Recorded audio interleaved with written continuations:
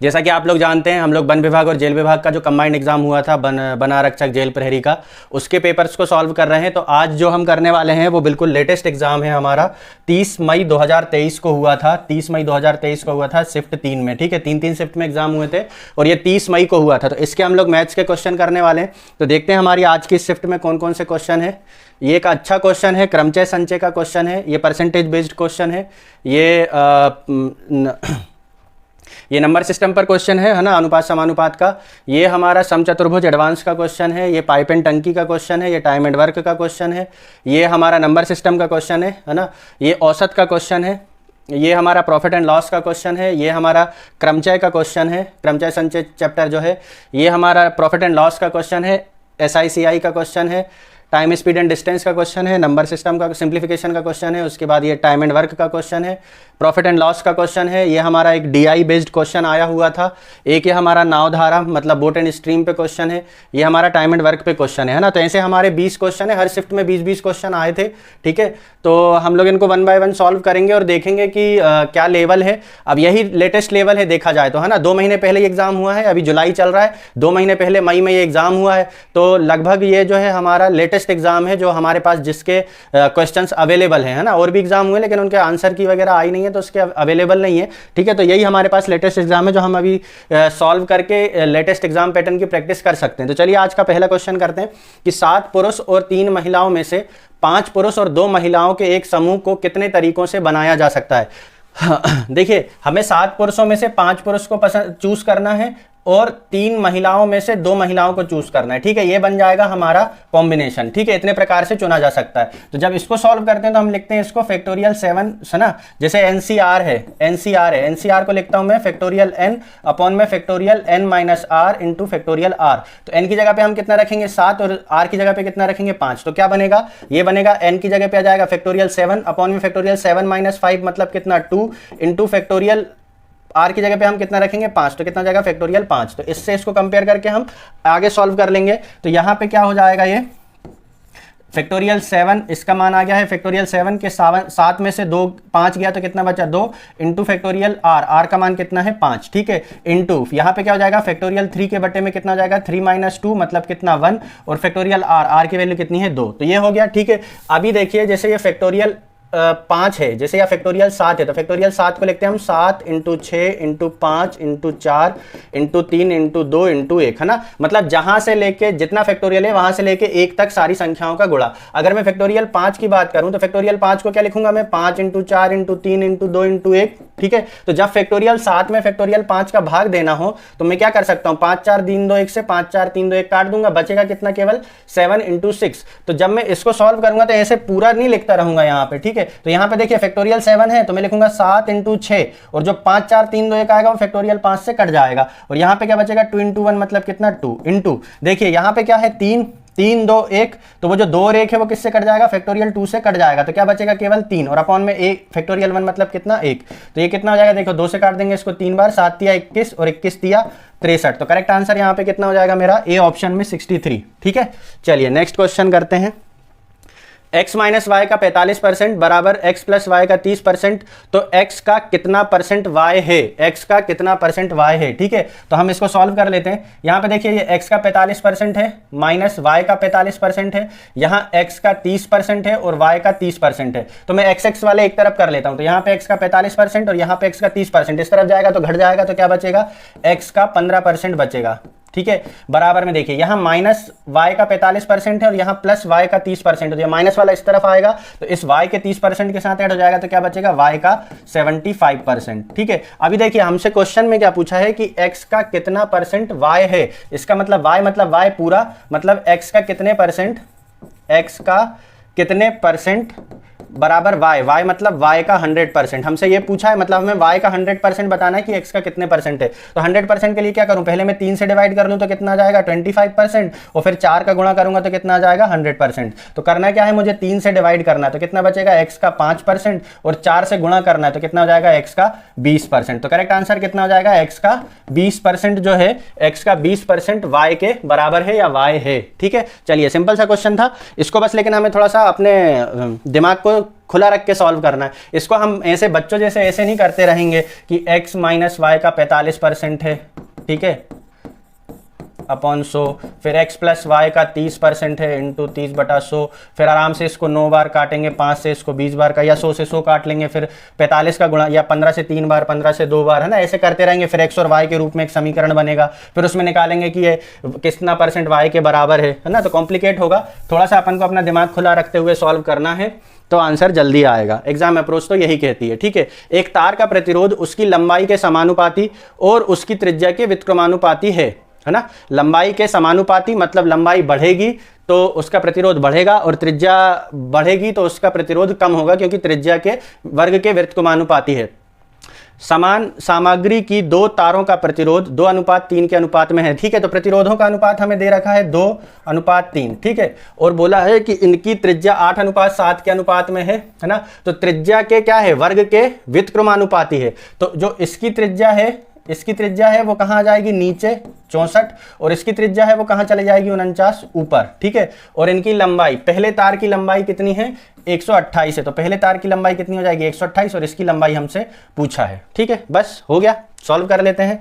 तो 64 दूनी 128, 2 से 2 कट गया, ये x चला गया यहाँ, 49 दिया 147, ठीक है। तो व्युत्क्रमानुपाती था, इसलिए मैंने उसको कहाँ ले गया था, ऊपर ले गया था, ठीक है। क्या दिया था हमें रिलेशन, कि प्रतिरोध जो है वो लंबाई के और त्रिज्या के वर्ग के, लंबाई के समानुपाती है और त्रिज्या के व्युत्क्रमानुपाती है, मतलब त्रिज्या कहाँ चली जाएगी, ऊपर। तो ये जो हमारा इसका वर्ग था, 8 का वर्ग था 64, मैंने कहाँ ले लिया, मतलब इसका वर्ग ले लिया यहाँ, और 7 का वर्ग 49 कहाँ ले लिया, यहाँ। दूसरे वाले का चला गया पहले वाले के पास, पहले वाले का चला गया दूसरे वाले के पास, ठीक है। तो सिंपल सा है, एक चतुर्भुज की एक भुजा 61 सेंटीमीटर और उसका एक विकर्ण 22 सेंटीमीटर है। चतुर्भुज का एरिया ज्ञात कीजिए, सम चतुर्भुज का एरिया ज्ञात कीजिए, है ना। तो सम चतुर्भुज क्या होता है हमारा, ये सम चतुर्भुज होता है, ठीक है ना, पतंग के रूप में होता। तो वैसे सम चतुर्भुज का जो नॉर्मल डायग्राम है वो ये है, लेकिन इसी को हम थोड़ा सा ऐसा टिल्ड कर दें तो ये बन जाता है। इसी को थोड़ा सा टिल्ड करके मैंने ये बना दिया, थोड़ा दिखने में आसान होता है। अभी देखिए एरिया क्या होता है, एरिया ऑफ सम चतुर्भुज, है ना, क्या होता है, 1/2 d1 d2 होता है, ठीक है, ये होता है। हमें एक विकर्ण दे रखा है 22, हमें d1 की वैल्यू पता है, d2 की वैल्यू हमें निकालना है। अगर d2 की वैल्यू आ जाए तो हम एरिया निकाल लेंगे, ठीक है। और हमें पता है कि सम चतुर्भुज के जो विकर्ण है वो एक दूसरे को कितने डिग्री पर काटते हैं, 90 डिग्री पर काटते हैं, परपेंडिकुलर होते हैं, ठीक है। अभी बोला कि भुजा कितनी है, 61, तो भुजा हो गई 61, और एक विकर्ण दिया है कितना, 22, तो यहाँ 22, और विकर्ण क्या होते हैं, एक दूसरे को समद्विभाजित करते हैं। तो ये वाला विकर्ण जैसे 22 था, तो ये इधर से इधर तक कितना हो जाएगा, 11, ये कितना है 61, तो ये वाला हमें पता चल जाएगा, है ना। कर्ण के वर्ग में से आधार का वर्ग घटा दो तो लंब का वर्ग पता चल जाता है। तो कर्ण का वर्ग वैसे तो पता है ये 60, 61 और 11 का होता है, लेकिन फिर भी निकाल लेते हैं ना, 61 × 61, जिसको नहीं पता है तो ये हो जाएगा 1 × 1, है ना, और ये हो जाएगा 6 × 6, और 6 × 6 12 के 2 हासिल का 1, 6 × 36 और 1 37, तो कितना हो गया ये 3721, और 11 का वर्ग कितना होता है 121। कर्ण के वर्ग 3721 में से आधार का वर्ग घटाएंगे तो क्या आ जाएगा, लंब का वर्ग, तो कितना हो जाएगा ये 0 0 6 3 3600 किसका वर्ग होता है, 60 का वर्ग होता है। तो ये वाला विकर्ण कितना, इधर से यहाँ तक की लंबाई कितनी आ गई 60, तो यहाँ से यहाँ तक की लंबाई भी कितनी होगी 60, तो ये पूरा विकर्ण कितना हो गया 120। तो दूसरे विकर्ण की लंबाई हमें पता चल गई है, कितनी आ गई है 120, ठीक है। तो अब हम क्या करेंगे, सीधे फॉर्मूले में रख देंगे, एरिया बराबर कितना हो जाएगा 1/2, d1 की वैल्यू कितनी थी 22, d2 की वैल्यू कितनी है 120, ठीक है। तो 2 से काट देंगे इसको 11 बार, तो एरिया हो जाएगा 11 0 0, 11 दूनी 22 के 2 हासिल के 2, 11 एकम 11 और 2 13, 1320 सेंटीमीटर स्क्वायर, ठीक है, 1320 सेंटीमीटर स्क्वायर। कहाँ था, बी ऑप्शन में, ठीक है। कुछ नहीं है खास, बस हमें इसमें ये याद रखना है कि हमें समचतुर्भुज की प्रॉपर्टी पता होना चाहिए कि समचतुर्भुज के विकर्ण एक दूसरे को समद्विभाजित करते हैं और एक दूसरे को 90 डिग्री पर काटते हैं। तो वहां पे पाइथागोरस प्रमेय लगा के हम निकाल सकते हैं। और समचतुर्भुज का एरिया क्या होता है 1/2 d1 d2, जहां पे d1 और d2 क्या है, समचतुर्भुज के विकर्ण है। चलिए नेक्स्ट क्वेश्चन करते हैं। पाइप ए और पाइप बी क्रमशः 8 घंटे और 16 घंटे में एक टैंक भर सकते हैं, जबकि पाइप सी जो है वो उसे x घंटे में खाली कर सकता है। यदि वे एक साथ 7 सही 3/11 घंटे में टैंक भर सकते हैं तो x का मान ज्ञात कीजिए, है ना। वैसे तो दिखता है ये क्वेश्चन, ठीक है। अभी देखिए ए क्या करता है, ए करता है 8 घंटे में भरता है, बी क्या करता है, बी 16 घंटे में भरता है, और ए, बी और सी तीनों मिलकर कितने में भरते हैं, 7 सही 3/11, 11 7 77 और 3 80/11। तो हम क्या करते हैं, सबसे पहले तो कुल काम निकाल लेते हैं। कुल काम क्या होता है, इन तीनों संख्याओं का एलसीएम। तो जब एलसीएम निकालते हैं और बटे में संख्या हो तो हमें केवल ऊपर वाली संख्या पर फोकस करना है, नीचे वाली संख्या क्या है उस पर ध्यान नहीं देना है। तो 8 16 और 80 का एलसीएम, 8 16 और 80 का एलसीएम हो जाएगा 80। 8 से काटेंगे 10 यूनिट, 16 से काटेंगे 5 यूनिट, और 80 से 80 कट जाएगा, नीचे का 11 ऊपर चला जाएगा, तो ए बी सी मिलकर कितने करेंगे, 11 यूनिट। ठीक है, अब इसको हमें ऐसे देखना है कि पाइप सी जो है, पाइप सी खाली करने वाला पाइप है, इसलिए यहां पर देखिए कि दोनों का मिला के हो रहा था 15 यूनिट और तीनों का मिला के हो रहा है 11 यूनिट। इसका मतलब यह है कि सी ने 4 यूनिट क्या किया है, खाली किया है, और टोटल टंकी कितने की है, 80 यूनिट की है, और खाली वो कितना करता है, 4 यूनिट। तो कितना समय लगेगा, 20 घंटे। तो करेक्ट आंसर कितना हो जाएगा, ए ऑप्शन में 20 घंटे।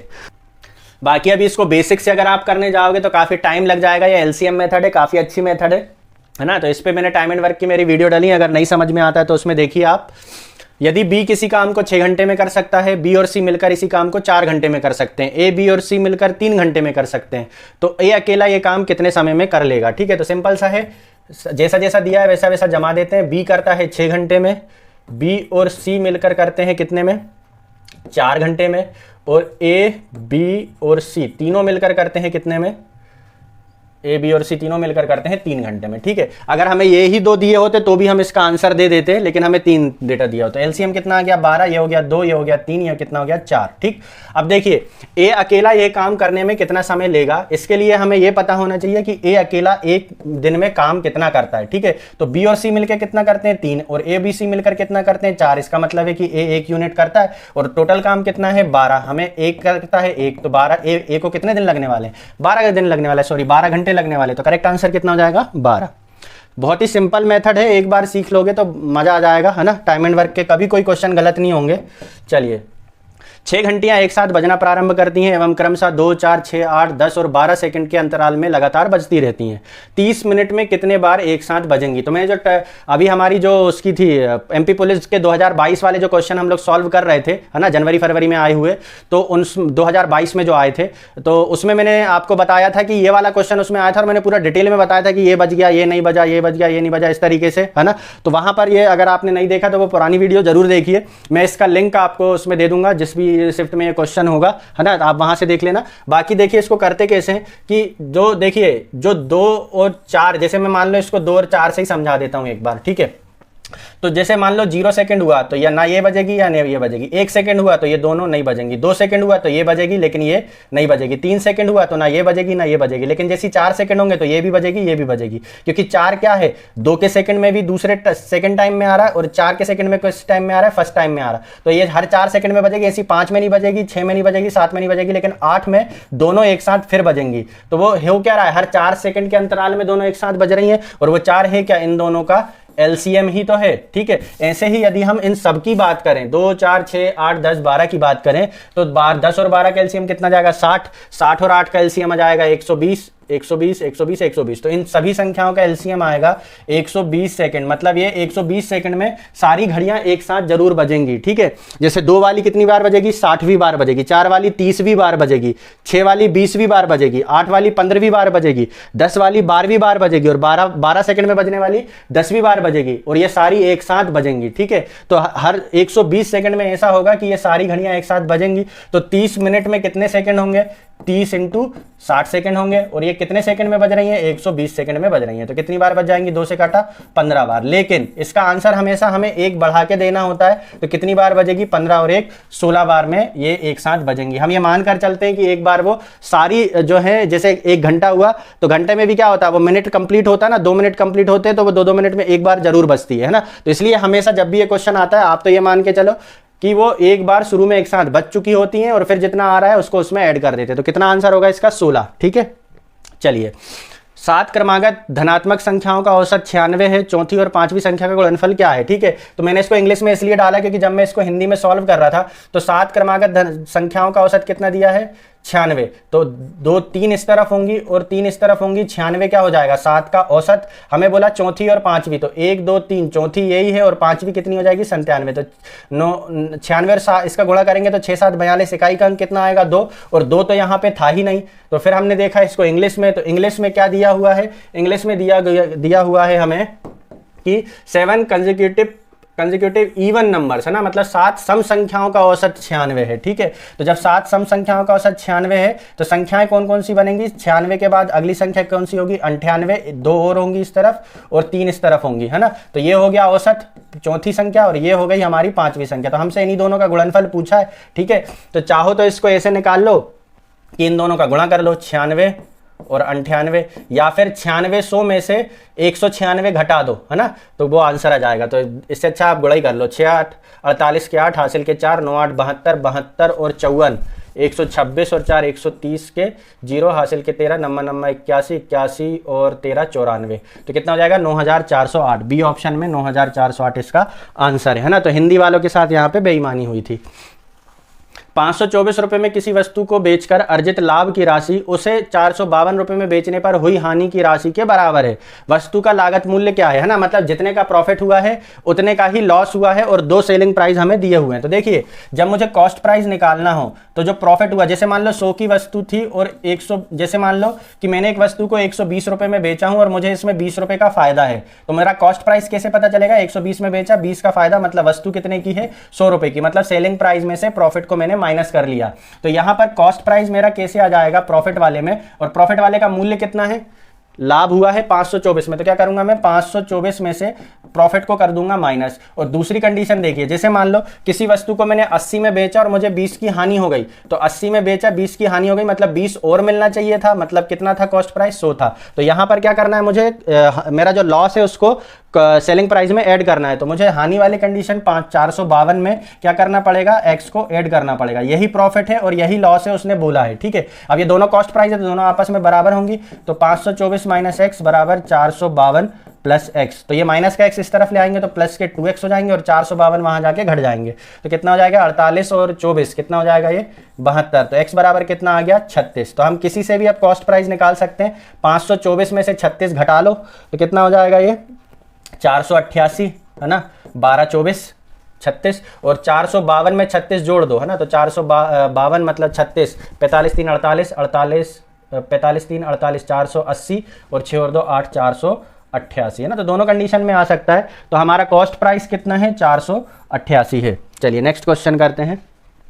शब्द आर्चीव के अक्षरों को कितने भिन्न तरीकों से व्यवस्थित किया जा सकता है। ठीक है, तो इसके लिए देखो मैं एक बेस बता देता हूं। बेस जैसे मान लो एक शब्द है BASS, है ना, इसमें क्या करें हम, इसको अगर हमसे पूछता कि कितने तरीके से जमा सकते हैं, तो शब्द के यहाँ पे अक्षर कितने 1 2 3 4, तो हम क्या लिखते हैं फैक्टोरियल 4 के बटे में ऐसे कितने हैं जिनका रिपीटिशन है, तो एस का रिपीटिशन कितनी बार हुआ 2 बार, तो कितना लिखते हैं हम फैक्टोरियल 2। ठीक है, तो इसको ऐसे सॉल्व करते हैं। ठीक है, तो ये हो जाता। अब लेकिन हमारे क्वेश्चन में ऐसी कंडीशन नहीं है, लेकिन अगर कभी आए तो वहां देख लेना। तो आर्चीव में कितने अक्षर हैं 1 2 3 4 5 6 7, तो कितने हैं फैक्टोरियल 7। और अपॉन में देखें हम कि रिपीटिशन कितनों का है, ए का कोई रिपीटिशन नहीं है, आर का कोई रिपीटिशन नहीं है, सी का कोई रिपीटिशन नहीं है, एच का भी नहीं है, आई का भी नहीं है, वी का भी नहीं है, ई का भी नहीं है, मतलब रिपीटेड वर्ड अल्फाबेट्स यहाँ पे कोई भी नहीं है। तो हमारा आंसर कितना हो जाएगा फैक्टोरियल 7। फैक्टोरियल 7 मतलब कितना 7 6 5 4 3 2 1। वैसे तो याद होना चाहिए 5040, लेकिन फिर भी कर लेते। 2 एकम 2 2 3 6 6 चौके 24 पंजे 120 छक्के 720 720 सत्ते, है ना, तो 7 7 49 49 और 140, है ना, 49 और 140 5040। तो करेक्ट आंसर कितना हो जाएगा 5040। फैक्टोरियल 10 तक के मान याद होना चाहिए। रमन के पास 63 पेन है, वे उनमें से कुछ को 25% लाभ पर बेचता है तथा शेष को 10% की हानि पर बेचता है। वे संपूर्ण प्रक्रिया पर 15% का लाभ प्राप्त करता है। 25% लाभ पर बेचे गए पेनों की संख्या क्या है। देखिए मिश्रण हमेशा हम सेम चीजों का करते हैं, जैसे कल मैंने क्वेश्चन में बताया था कि कॉस्ट प्राइस और कॉस्ट प्राइस का मिश्रण होगा, लेकिन वहां पे क्या दिया हुआ था सेलिंग प्राइस, तो सेलिंग प्राइस से हमने कॉस्ट प्राइस निकाला था और फिर उसका मिश्रण बना के हमने क्वेश्चन को सॉल्व किया था। लेकिन यहां पर वैसा नहीं है, यहां पर हमें दिया हुआ है 25% का लाभ, है ना, 10% की हानि, है ना, और 15% का लाभ, तो मतलब लाभ हानि पे दी हुई है और दोनों को मिलाकर उसने कितना पूछा कि 25% लाभ पर कितने पेन बेचे गए, तो सारा लाभ हानि पर है, तो यहाँ पे कोई दिक्कत नहीं है। 25% लाभ है ना, शेष पेनों पर 10% की हानि -10, और संपूर्ण प्रक्रिया पर उसे कितना हुआ है 15% का लाभ, मतलब +15। ठीक है, अब इसको हम कर लेंगे। तो 25 में से 15 गए 10, और 15 माइनस 10 मतलब कितना 25। तो क्या बन गया यहाँ पे हमारा रेशियो 5 और 2 का। ठीक है, तो 5 और 2 कितने हो गए 7। 7 पे कितने पेन है 63, तो 1 पे वैल्यू कितनी हो जाएगी 9। हमसे पूछा है कि 25% लाभ पर, तो 25% लाभ पर कौन सा रेशियो है 5, तब 1 पे 9 है तो 5 पे कितना हो जाएगा 45। तो करेक्ट आंसर कितना होगा 45 पेन जो है हमने 25% लाभ पर बेचे हैं। ठीक है, अब देखिए कई बार क्या होता है कि बंदा यहाँ अगर माइनस ना ले, यहाँ प्लस ले ले, तो कितना हो जाएगा, देखिए 15 में से 10 जाएंगे तो यहाँ कितना बच जाएगा 5, और यहाँ पे कितना था 10, तो क्या बन जाएगा 1 और 2, 2 और 1 3, 3 पे वैल्यू ले लेगा 63, 3 पे वैल्यू 63 ले लेगा तो 1 पे कितनी आ जाएगी 21, और 25% लाभ पर 1 है, और 1 पे आदमी यहाँ पर 21 को टिक करेगा और खुश हो जाएगा कि मैंने क्वेश्चन सही करा। घर में आके सबको बता देगा कि मेरा एग्जाम निकल रहा है, लेकिन फिर बाद में बोलेगा कि अरे ये तो गलत हो गया है ना, तो और मेरा सिलेक्शन नहीं हुआ।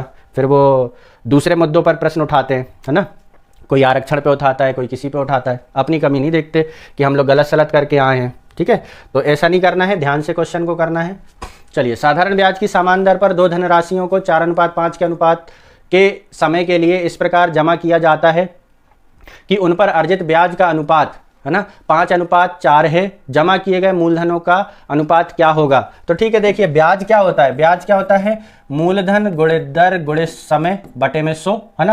तो बट जब दो ब्याजों को हमें रिलेट करना है, ठीक है, और हमें यहाँ पर हम लिख देते हैं P1, और R जो है वो बोला है समान है तो R को मैं हटा देता हूँ, तो ये हो जाएगा T1 T2। ठीक है, तो ब्याजों का अनुपात कितना है 5:4। ठीक है, मूलधनों का अनुपात क्या है, मूलधनों का अनुपात हमें बताना है P1 P2 इंटू समय का अनुपात क्या है, समय का अनुपात दे रखा है हमें 4:5, तो ये हो जाएगा 4:5। तो यहाँ पे हो जाएगा देखिए P1 रेशियो P2, ये 5 का गुणा हो जाएगा यहाँ 25, और ये 4 का गुणा यहाँ नीचे हो जाएगा 16। तो क्या आया धनों का अनुपात 25:16। ठीक, चलिए नेक्स्ट क्वेश्चन करते हैं। कार की गति 15 किलोमीटर प्रति घंटा बढ़ाने पर 300 किलोमीटर की यात्रा में 60 मिनट की बचत होती है। कार की प्रारंभिक गति क्या है। ठीक है, देखिए स्पीड, अगर मैं इसको थोड़ा सा हम अपना थोड़ा सा लॉजिक कॉन्सेप्ट यूज करें तो हमें पता है कि स्पीड का रेशियो होगा कुछ, और उसके फिर टाइम का रेशियो उनका उल्टा रेशियो होगा, और टाइम के रेशियो में अंतर कितने का आएगा, 1 घंटा बचा है, बचत कितने की हुई है 1 घंटे की, तो रेशियो में भी वो 1 घंटे के बराबर होगा।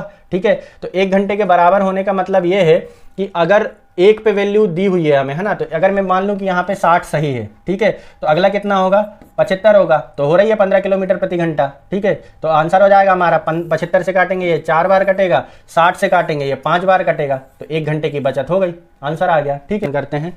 अब देखिए सिंपल सा क्वेश्चन है ये, ठीक, कुछ नहीं है, सिंप्लीफिकेशन का क्वेश्चन है। यहाँ पर देखिए सबको जोड़ना ही जोड़ना है, केवल एक मल्टीप्लाई है 341 इंटू 2 का। ठीक है, तो जब 341 इंटू 2 करेंगे तो 2 में 1 का गुणा होगा, इकाई अंक क्या बनेगा 2।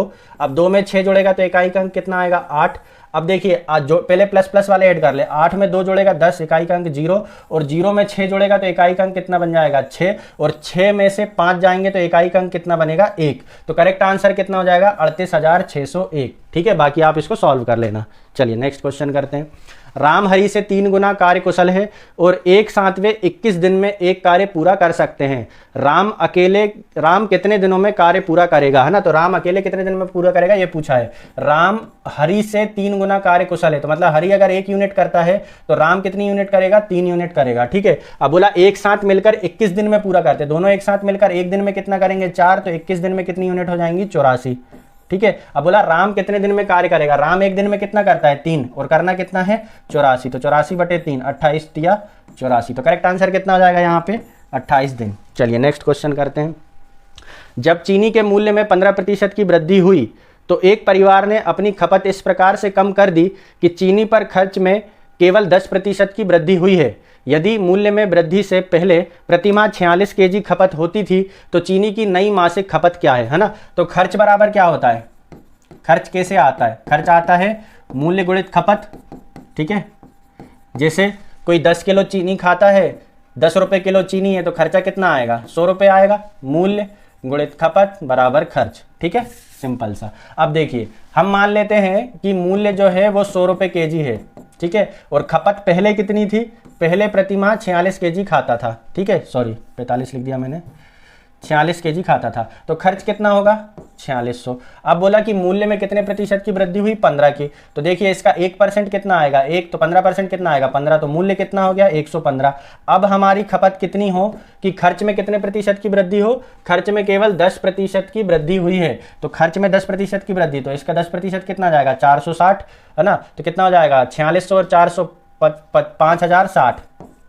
ठीक है, तो यहाँ से हमें x की वैल्यू पता चल जाएगी, तो x की वैल्यू कितनी हो जाएगी, अभी खर्च कितना है 5060 और मूल्य कितना है 115। ठीक है, तो 23 पंजे 115 है ना, 23 से काटो 23 दूनी 46 बचेगा 4, 23 दूनी 46 0, फिर 5 से काट दो 5 चौके 20 बचेगा 2, 5 चौके 20, तो कितना आ गया 44। तो अभी खपत कितनी है 44 केजी है, पहले थी 46 अभी हो गई है 44। चलिए नेक्स्ट क्वेश्चन करते हैं।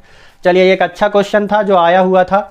ठीक है, मैं यहाँ साइड में हट जाता हूँ, आपको देखेगा पूरा क्वेश्चन। यहाँ पर दिया है एक लाइन ग्राफ दिया हुआ है हमें, जिसमें 5 अस्पताल हैं P, Q, R, S और T। ठीक है, उसमें रोगियों, जो नीली वाली लाइन है वो कुल रोगी को दिखाती है। देखिए यहाँ पे दिया हुआ है हमें कि ये जो नीली वाली लाइन है वो कुल रोगी को दिखाती है, और हरी वाली जो नीचे लाल वाली लाइन है वो किसको, हृदय रोगी को दिखाती है। ठीक है, तो हमसे पूछा है कि कुल रोगी के प्रतिशत के रूप में हृदय रोगी की संख्या किस अस्पताल में सबसे अधिक है। ठीक है, हमसे ये पूछा है। इसको देखो, पहले तो हम इसको पूरा समझ लें। ठीक है, जैसे ये 1200 हैं,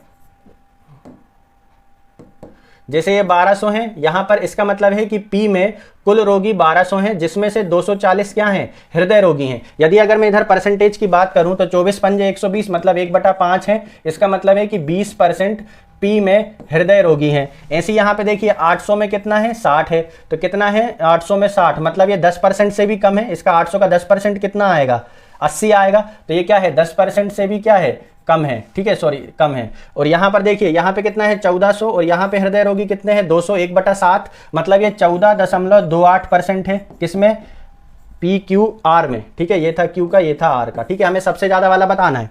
उसके बाद देखिए यहाँ पे कितने हैं 600, और हृदय रोगी कितने हैं 400 मतलब कितने 2/3 मतलब 66%। 66% हमारे क्या है हृदय रोगी हैं। और टी की बात करें तो 2000 में 250 हैं, तो ये तो 10% से भी कम है। तो सबसे ज्यादा कहाँ है एस में, सबसे ज्यादा कहाँ है एस में है। ठीक है, वैसे ही दिख ही रहा था कि 600 में से 400 तो हृदय रोगी हैं, तो सबसे ज्यादा किस में होंगे एस में ही होंगे। इस तरीके से इन क्वेश्चंस को अटेम्प्ट करना है। चलिए नेक्स्ट क्वेश्चन है हमारा, एक नाव को एक निश्चित दूरी तय करने में धारा के प्रतिकूल की तुलना में धारा के अनुकूल यात्रा में 3/5 समय लगता है। ठीक है, शांत जल में नाव की गति धारा की गति से अनुपात क्या होगा। तो देखिए इसमें क्या दिया हुआ है हमें कि एक तो हमें विद द फ्लो है, एक हमारा अगेंस्ट द फ्लो है। तो टाइम का रेशियो कितना बन रहा है, विद द फ्लो टाइम कितना है 3 और अगेंस्ट द फ्लो टाइम कितना है 5, क्योंकि कितना बोला उसने 3:5 है। तो अगेंस्ट द फ्लो वैसे भी ज्यादा होता है, तो कुछ दिमाग लगाने की जरूरत नहीं है, यहाँ रखो 5 यहाँ रखो 3, तो ये हो गया समय का अनुपात। तो चालों का अनुपात कितना हो जाएगा 5:3। तो 5 में इसका मतलब क्या है नाव प्लस धारा, नाव प्लस धारा, और यहाँ 3 का मतलब क्या है नाव माइनस धारा। ठीक है, तो जब भी ऐसा दिया हो नाव प्लस धारा नाव माइनस धारा, तो क्या करते हैं हम दोनों को जोड़ के 2 का भाग, तो 5 और 3 8, 8 में 2 का भाग तो कितना आ गया 4, ये हो गई हमारी नाव, और दोनों को घटा के 2 का भाग, तो 5 में से 3 गया मतलब 2, 2 में 2 का भाग, तो धारा कितना हो गया 1। तो क्या अनुपात बना नाव और धारा का 4:1। तो नाव की गति और धारा की गति का अनुपात कितना हो जाएगा 4:1। सिंपल सा क्वेश्चन था। एक पुरुष एक महिला की तुलना में 60% अधिक कार्यकुशल है और एक लड़का एक पुरुष की तुलना में 75% कार्यकुशल है। यदि 4 लड़के और 9 महिलाएं एक साथ काम करते हुए काम को 8 दिन में पूरा कर सकती हैं, तो एक साथ काम करते हुए 3 पुरुष उस काम को कितने दिन में पूरा कर लेंगे, है ना। तो दिखने में ये बड़ा सा क्वेश्चन दिख रहा है, लेकिन है बहुत इजी, बस हमारे कॉन्सेप्ट क्लियर होना चाहिए। सिंपल सा क्वेश्चन है, कुछ नहीं रखा है। ठीक है, हमारा यहाँ पे देखिए एक पुरुष है जो महिला से कितना है 60% अधिक कार्यकुशल है। अगर ये 10 यूनिट करता है तो 10 का 10% कितना होगा 1, तो 60% कितना हो जाएगा 6, तो 60% अधिक मतलब पुरुष कितना कुशल है 16 यूनिट करता है। और एक लड़का एक पुरुष की तुलना में 75% कार्यकुशल है, तो बच्चा जो है लड़का जो है वो कितना हो जाएगा 16 का 75% मतलब कितना 3/4, तो कितना हो गया 4 तिया 12, तो लड़के की कार्यकुशलता कितनी आ गई है 12 यूनिट। ठीक, अब हमसे बोला कि यदि 4 लड़के, कितने लड़के 4 लड़के और कितनी महिलाएं 9 महिलाएं मिलकर काम को कितने दिन में पूरा कर लेती हैं 8 दिन में पूरा कर लेती हैं। ठीक है, तो देखिए 4 लड़के, एक लड़का कितना करता है 12, तो 4 लड़के कितने कर लेंगे 48। ठीक है, प्लस 9, एक महिला कितना कर रही है, एक महिला कर रही है 10, तो 9 महिला कितनी कर लेंगी 90। इतना यूनिट वो एक दिन में करेंगे और करेंगे कितने 8 दिन। तो कुल काम इतना है, काम इतने इस कंडीशन में समाप्त हो जाता है। और इसी काम को हमें किससे कराना है, 3 पुरुष से कराना है। तो इस काम को 3 पुरुष कितने यूनिट करते हैं उससे भाग दे दें। तो एक पुरुष करता है 16, तो 3 पुरुष कितने करेंगे 48। ठीक है, तो एक काम करता हूं मैं, 48 नीचे दिख रहा है, 48 को कॉमन ले लेता हूं, है ना। नहीं यार ये 90 है एक्चुअली, 96 होता तो 48 कॉमन आ जाता, कैलकुलेट करना ही पड़ेगा, है ना। 8 से काट दो इसको 6 बार, और 6 8 48 और 15 6 90, तो कितना समय लगेगा 23 दिन लगेगा। तो करेक्ट आंसर कितना हो जाएगा 23। चलिए हो गया था वैसे। तो ये थी हमारी आज की क्लास। अच्छे क्वेश्चन थे हमारे, है ना। Time speed and distance, time and work, profit and loss, SI का क्वेश्चन था, सॉरी, है ना। और एक 2-3 अच्छे क्वेश्चन थे परम्यूटेशन कॉम्बिनेशन के, एक ग्राफ बेस्ड क्वेश्चन था। तो काफ़ी अच्छे क्वेश्चन थे। ऐसे ही हम लोग और भी अच्छे अच्छे क्वेश्चन लेकर आते रहेंगे। तो यदि आपने चैनल को सब्सक्राइब नहीं किया है तो चैनल को सब्सक्राइब कर लो, और आपके जो साथ में जो प्रिपरेशन करने वाले हैं उनको भी बोलो कि वो चैनल को सब्सक्राइब करें। चलिए आज के लिए इतना ही। जय हिंद, थैंक यू।